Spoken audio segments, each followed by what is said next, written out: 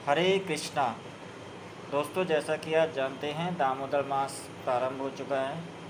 ये दामोदर मास हमारे पूरे वर्ष का सबसे महत्वपूर्ण मास माना जाता है, क्योंकि इस मास के अंदर भगवान श्री कृष्ण ने अपनी दामोदर लीला करी थी। वैसे तो काफ़ी लीलाएं करी हैं, जिसमें से महारास लीला भी है, दामोदर लीला भी है, लेकिन दामोदर लीला बहुत उत्तम लीला मानी जाती है। महारास लीला बहुत उत्तम लीला मानी जाती है। इस मास में आपको करना क्या है? ये हम कृष्ण भक्तों के लिए सबसे अति उत्तम महत्वपूर्ण मास माना जाता है। इस मास में आपको करना क्या है? आपको एक दिया भगवान कृष्ण को अर्पण करना है। अपना एक दिया भगवान को दिखाएं, उनको अर्पण करें और भगवान कृष्ण की कृपा प्राप्त करें। ये जो मास है, इस मास में भगवान ने अति महत्वपूर्ण कार्यों को करके हमें एक संदेश देने की भी कोशिश करी है। जैसे दामोदर लीला। दामोदर लीला के अंदर, जैसा कि भक्तों आप जानते हैं, कि भगवान कृष्ण को जब माँ यशोदा ऊखल से बांध रही थी, तो उसमें उनके पास पर्याप्त रस्सी नहीं हो पा रही थी। और वो रस्सी पर्याप्त क्यों नहीं हो पा रही थी, उसका भी पीछे एक कारण था। क्योंकि जब वो मायावश होकर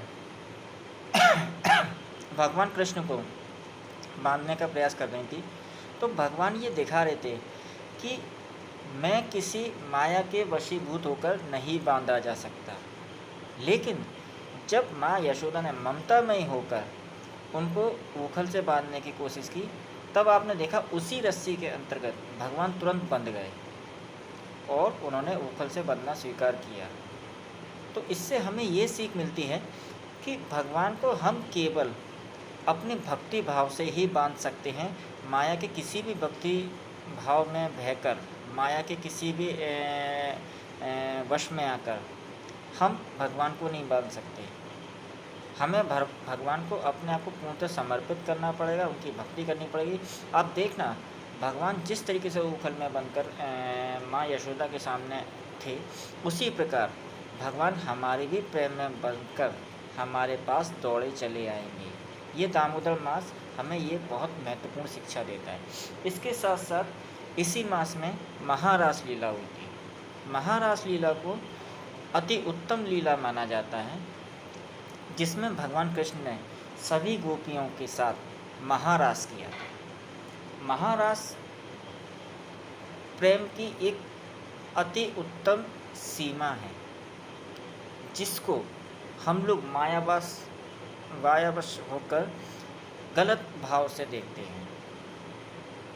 इसके लिए लोग उल्टे सीधे कटाक्ष भी करते रहते हैं, लेकिन इसको समझने के लिए हमें प्रेम के वशीभूत होना पड़ेगा भगवान के। महारास अति उत्तम पवित्र लीला थी। इस विषय पर आगे के वीडियो में मैं आपको ज़्यादा चर्चा करूँगा। अभी मैं ये दामोदर मास लीला के बारे में आपको बता रहा हूँ। तो आशा करता हूँ कि इस पूरे मास में आप भगवान को दीपदान जरूर अर्पण करेंगे। दीपदान आप अपने घर पर भी कर सकते हैं। आपके घर पर जो विग्रह हैं भगवान कृष्ण के, लड्डू गोपाल जी हैं, उनको आप अर्पण कर सकते हैं।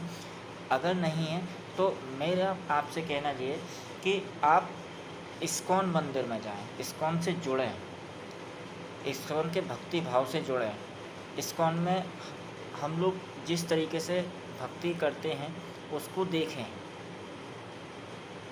क्योंकि हमारा जो भक्ति है वो कोई एक ग्रुप नहीं है। हम लोग कोई ग्रुप में नहीं है, हम लोग का ये आंदोलन है। श्रील प्रभुपाद जी ने हम लोगों को इस आंदोलन में बांधा है, और ये आंदोलन अति उत्तम आंदोलन है। इसमें हमारे यहाँ किसी प्रकार का कोई आडंबर नहीं है, कुछ नहीं है।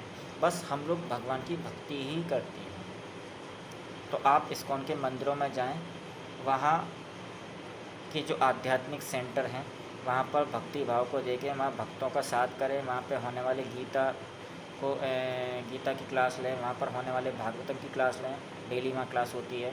वहाँ जो कीर्तन होता है उसमें शामिल हो, नगर कीर्तन में शामिल हो, उनमें शामिल हो।